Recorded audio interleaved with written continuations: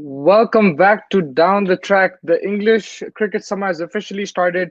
The first day between England and New Zealand has concluded with New Zealand batting first, winning the toss and ending up at 246 for 3. It was a dominant performance by the Kiwis. Devon Conway, in particular, opening the batting on debut at the home of cricket, scoring 136 of 240 balls. It was a brilliant knock by him. When he came in, it was tough conditions. England were bowling really well. They were bowling accurate, with the new ball.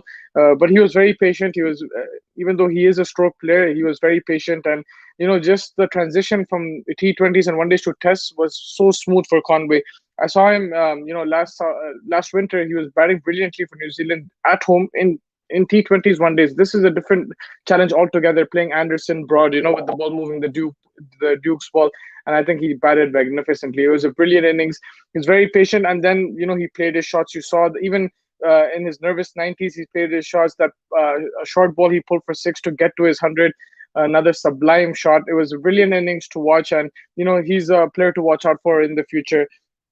He's made his mark, a debut 100 and Lords. So what a way to start your career against a good quality bowling lineup. England do have players resting, but with Anderson Broad there, Ollie Robinson, I thought he bowled well. Mark Wood has pace as well, so it was a very challenging bowling lineup. But I think Conway did brilliantly.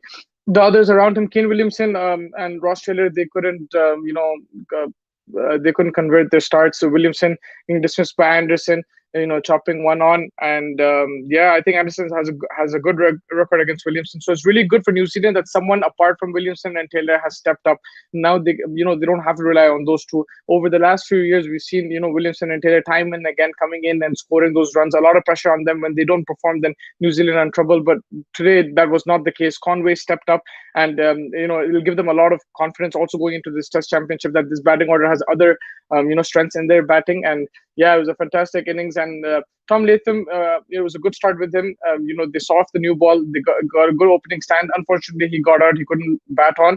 But Henry Nicholls came in, and I think that was a crucial partnership because at 114 for 3, England a few wickets here and there. It could have been England's day, but Nicholls hung in there. He batted it out. He was very patient. He played a few dot balls, quite a few dot balls, and he took his time, but he gave Conway the support he needed. He stood there till the end, and 46 of 149. The strike rate was 30.87, but it was a magnificent partnership. It was just brilliant. And I think Conway, you saw the shots that he had. He played some T20 shots at the end as well, and the short ball doesn't really disturb him.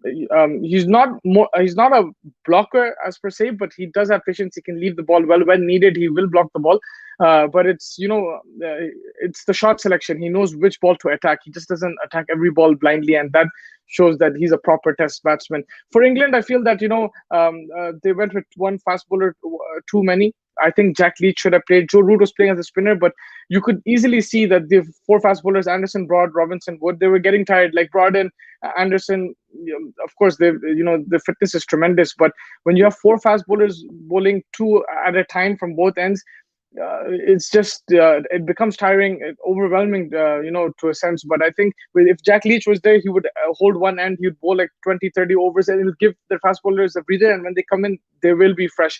We saw Wood as well when he came back in that the third session. So if you saw the first two sessions, I think England bowled really well. It was 140 for 3 after two sessions.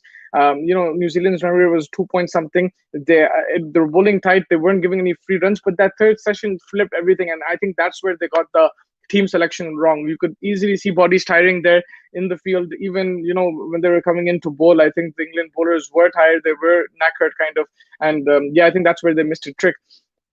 Of course, it's good conditions to bowl, but it's still Lords. The batsman will have their say as well when the sun shines, and you saw that today. So I think a spinner would just keep those fast bowlers fresh. Joe Root is there. He's a part-time bowler, but I don't think he would be as accurate as someone like a Leach. So yeah, I think that's where they missed a trick. But in the opening spell, I think Anderson brought ball well, very accurate with the new ball, getting the ball to move. But you saw in Lords, you don't get that after that new ball. I think if you a bit too full or a bit too short, it becomes easy to play. You need to hit that good length. You have to be very accurate, which they were in the first two sessions. But then after that, it just tapered off. And I think it's all eyes on New Zealand right now. I think they're in the driver's seat. they will probably go into this they'll probably go into the second day full of confidence. They'll probably want to score around 450 and put England in, put them under pressure, because I think it will wear a bit the wicket. There is good sunshine. Of course, there was overcast towards the end of the day, but there is some sunshine there, and I think the wicket might get dry, and someone like a centre might come into play. So advantage New Zealand right now. Again, Conway was the man of the day, fantastic innings, and going into the second day, England will want to take as many wickets as possible. They'll want to restrict New Zealand. If they can restrict them under 300, 350 even, I think that'll keep them in the game. Anything past that, past 400, I think New Zealand will be in the driver's seat. So all to play for on day two. It's brilliant to see crowds back as well at the home of cricket at Lord's. It was a wonderful day of Test cricket. Make sure you tune in tomorrow as well, and we'll catch you for the review after that. Thank you so much for joining me.